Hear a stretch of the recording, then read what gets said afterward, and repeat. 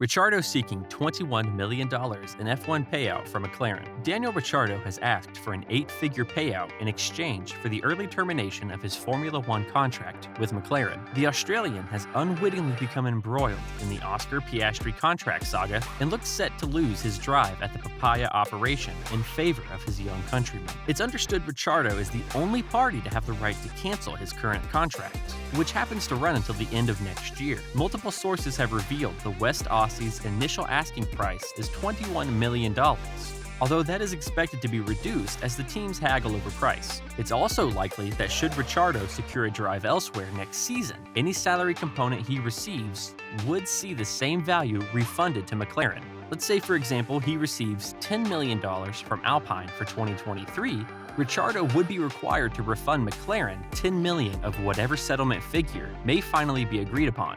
However, it's also possible that McLaren will be on the hook for any legal costs Piastri incurs as a result of the current situation. The Melburnian is the central figure in a dispute between Alpine and McLaren over his services, with the latter seemingly holding the overriding contract. It's believed Alpine does not hold a valid F1 Formula contract, explaining why McLaren was able to lodge in with the Contract Recognition Board without any conflict.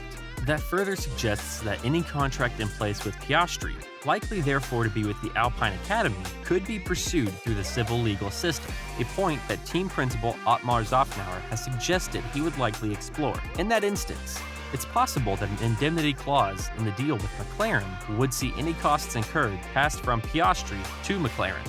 On that front, a figure as high as $15 million has been suggested, which combined with the payout to Ricciardo could see the 21-year-old's arrival at Woking cost well over $30 million.